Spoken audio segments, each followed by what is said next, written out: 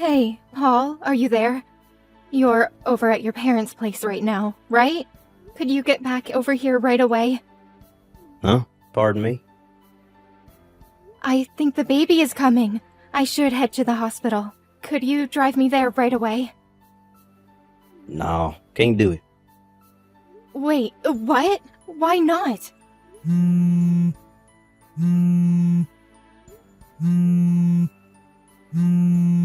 Would you just stop?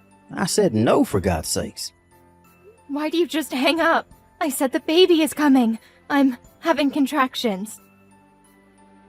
Stop bothering me. I'm not going to no hospital.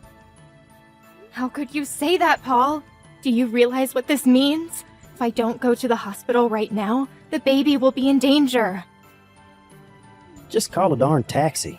You can use your phone still, right? Call a cab? Are you serious? It's your child that's about to be born.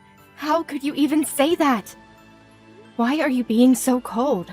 I can't do this alone. Paul, I need someone by my side. Damn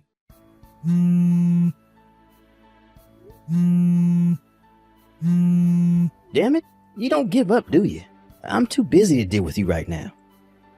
Don't tell me that Kathy is also having contractions.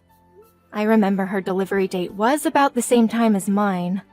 I realize you're worried about your younger sister, but I'm in the same situation here, and you're my husband. Why do you ignore me and give priority to your younger sister?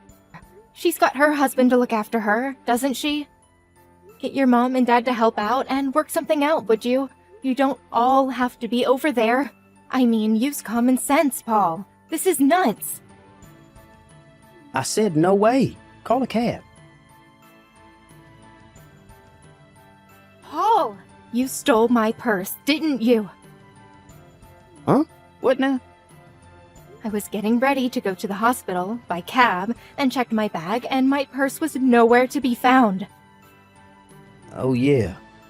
I was on my way to take Kathy to the hospital and I realized I didn't have any money for a cab.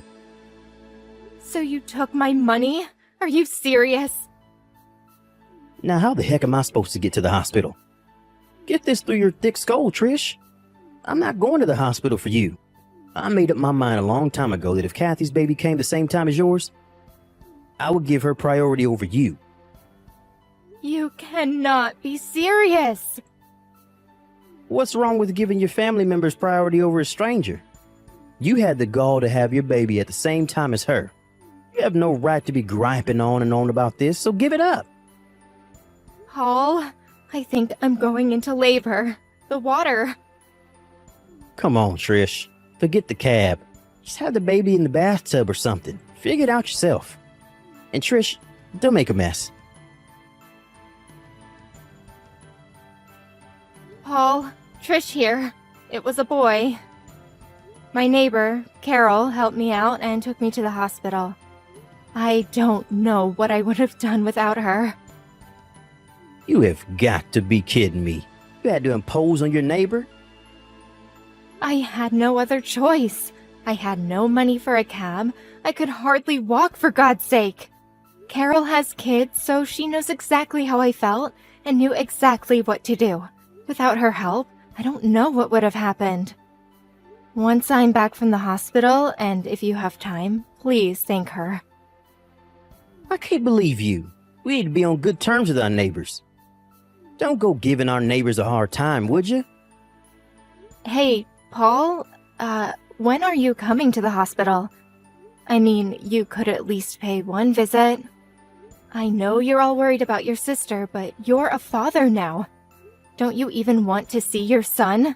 As a father, that's the least you can do. Sorry, but I just can't do that right now. Kathy wants me by her side. I just can't leave her. After giving birth, she's really drained of strength, not to mention her emotional state. No, I'm gonna stick by her side until it gets better. By the way, where the hell is Kathy's husband? Shouldn't he be there? Pardon me? I know she's there at your parents' place, but she lives just down the street. Shouldn't her husband be there by now? Shouldn't he be the one by her side? Oh yeah, didn't I tell you? Guess not. She got divorced about a month ago. Wait, what? She got divorced? It seems that jerk was impotent, which meant that the kid wasn't his. Am I hearing you right? That's crazy. Well, it is what it is. So letting her have a kid all alone with nobody to rely on, it just seemed cruel, you know? As her big brother, I made up my mind to comfort her any way I could. Hold on a second. I heard that Kathy was in the VIP room at this very hospital. Is that true? Yeah, that's right. Don't go complaining that you had to stay in one of those rooms with several other patients. I'm not in the mood to hear that. Relative to what you were saying, I sort of think that Kathy's husband would be demanding compensation for, it seems obvious. She's not exactly well off with that hanging over her head. How could she afford to stay in a VIP room? Yeah, well, I paid for all that. You cannot be serious, Paul. We can't afford to pay the hospital fee for 2 women? Are you nuts? So you saying I should just dump on Kathy, huh? My little sister? No, I'm not saying that. All I'm saying is that I wish you would have talked to me before making such a decision. Just think of our financial situation. There's no way we could afford to put her up in a VIP room. Quit yapping on about what's already been done. What's the use? If you keep this crap up, Trish, I may even think about divorcing. You don't want that, do you? Pardon me? You're the one that's going to pay the price if that happens. You have no parents or siblings to fall back on. That's a low blow, Paul. Even for you. Anyway, why'd you even have to get pregnant? Just my little sister was plenty. We don't need any more kids in this world. This whole mess is all your fault. Why'd you have to go and get pregnant? What you just said, I hope you don't regret it. All the wife has to do is obey her husband. Can't you at least do that? Kathy just woke up. Let's cut this short, shall we? See ya. Hey Trish, how are you? Congratulations. Thanks for giving us a grandson. Dad! Wow! It's been so long. How have you been? Yeah, not bad. Sorry to contact you out of the blue like this. I got your line ID from your friend Carol, your neighbor. Nice girl, by the way. Yeah, she's great. She told me all about it. She's the one that got in contact with you, right? Yes, that's right. It was by pure chance that I was told about your situation. Chance? You talked to Carol about me before, right? Come to think of it, I did mention you when we were talking about family. You know, with the baby coming and all. Well, she remembered my name and it apparently rang a bell, so she checked me out. And it turned out that I was the president of the company she was working for. She couldn't believe it at first, but she verified the family ties and got in contact with me through the company intranet system. Whoa, wait, back up. You're the president of a company now? Yes, but it's only happened about 2 weeks ago. I'm really sorry I didn't contact you for so long. As you know, Mom and I divorced some time back. Fortunately, it was amicable. The main reason we got supported was basically because we were both workaholics, lol. After the divorce, I went overseas on business for almost 3 months, and we sort of lost touch. I didn't know she passed away until Carol told me about it. I felt terrible. I see. I had no idea. I really wish I was here. Maybe I should have stayed married to her, just separated. You don't have to feel guilt over that. Mom knew how busy you were, and how much your work meant to you. Knowing Mom, that's probably why she didn't contact you. She's always sent me financial support through the years and insisted that I give you enough breathing space, so you can work to your heart's desire. That's heartening to hear. Thanks for that, Trish. By the way, your husband, Paul, was it? Huh? Yeah, that's right. What do you plan on doing going forward? Do? What do you mean? I heard the whole situation from Carol, so you don't need to hold anything back. Tell me how you honestly feel. Right. I suppose I'm leaning toward divorce. He gives his younger sister priority over me and the verbal abuse that I get. To be honest, I worry about our future together. Fortunately, I plan to return to work once I'm back on my feet. My company is pretty understanding when it comes to maternity leave. When I think about that, divorce seems the better option. Okay, I understand. Then why don't we do this? Give me a bit of time to verify a few things. Verify a few things? Like what? When do you get released from the hospital? Well, if all goes well, I should be out of here by next Wednesday. Alright then. I'll contact you by then and we can work things out. Be patient, okay? Not sure what you're up to, Dad, but yeah, okay. Hey, Trish, are you there? Is that true about your dad? Is this some kind of joke? You never told me he was the president of that major corporation. Why didn't you mention this before we got married? How could you leave out such an important piece of information? Are you totally daft, Trish? He contacted me just last week. It was the first time I heard he was the president of that company. I had no idea. He was working overseas for the past 3 months and just returned last week, and was promoted to president on his return. If your father is the president of that major corporation, well, that means you're the daughter of a big shot. You're like a VIP or whatever. Yeah, well, this only happened 2 weeks ago, so I was never a VIP or socialite or whatever. But you are the daughter of a company president. That's a fact. What the hell is going on here? If I had known this earlier, I would have... This is not happening. Hey, Paul, are you upset about something? You're acting real weird. Yeah, I'm upset. How can I not be? Your father is a big investor in our company, and I mean one of the biggest. Really, I didn't have a clue. And his company is one of our top clients.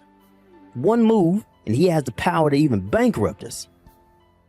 Seriously, this is the first I'm hearing about this. You never mentioned your work stuff to me, so how would I know, right? Apparently, your father contacted the president of my firm and wanted him to check out his employees. He eventually heard there was some sort of shenanigans going on. They found out that me and Kathy's work performance was, like, not up to par. I'm just assuming here, but I bet you guys were forcing others to do your job and taking time off when you weren't permitted to. Huh? Hold it a sec. Why do you know that? Again, I'm just assuming, but considering your attitude toward everything, and this goes for your sister too, it just seemed like the logical thing you guys would do. You sound like you're enjoying this. Like it's just some casual conversation or something. You realize that both Kathy and I have been transferred? And get this, we're not being transferred to the same location either. Roger that. Don't go screwing up this time, Paul. Roger, what? The hell do you think you are anyways? It was all your fault that we ended up in this predicament. What are you going to do about it? I went to your father's office and had a meeting with him. I got down on my hands and knees begging him to reconsider, but your father just ignored me. This whole thing wouldn't have happened if you had just told me about your father and not kept it a secret. How could you be so devious? If you had only warned us, we'd have been able to be more careful at work.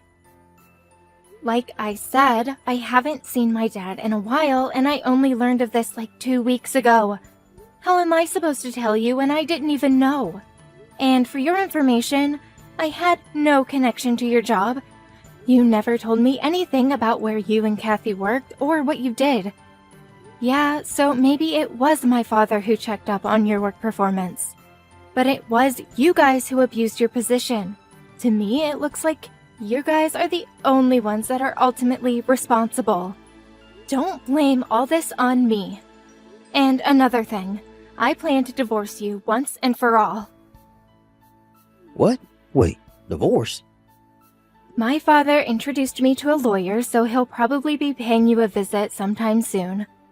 So I would appreciate it if you would sign it. Trish, come on. You don't want to do this. In addition, I plan to demand compensation for emotional distress that you caused all these years, especially when our baby was born. Any court will rule in my favor. Oh, and I will be demanding the proper child support for our son. We mustn't forget that. No, you can't do this.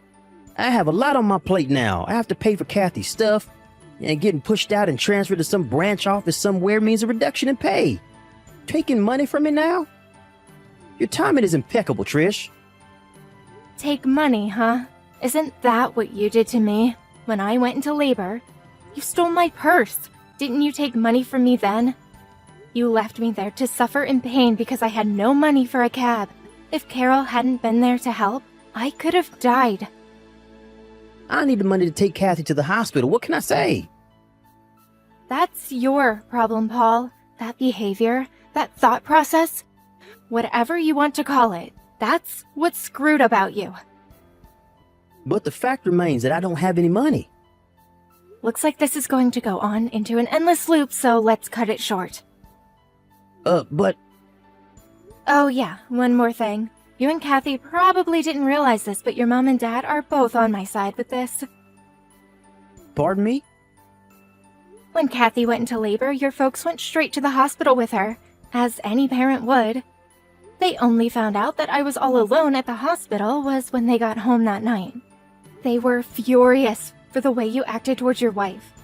They apologized profusely. Your mom was on the verge of tears. I ended up comforting her. They were overjoyed that I had reunited with my father and agreed to the divorce without complaint. Are you really serious? From now on, I want you to go through my lawyer. Anything you need, just contact them. Please don't contact me directly anymore. You got that, Paul? Trish, you can't do this. Goodbye. My son and I moved into my father's spacious condo downtown. On the day I was to be released from the hospital, my in-laws helped me escape without Paul or Kathy getting wind of it.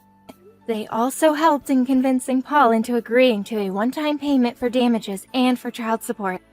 In return, I promised them that I would allow them to visit their grandson on occasion. I made sure I no longer had any contact with either Paul or his sister Kathy. I later heard that Kathy resigned from the company due to where she was being transferred to, and that she wanted to be with her brother.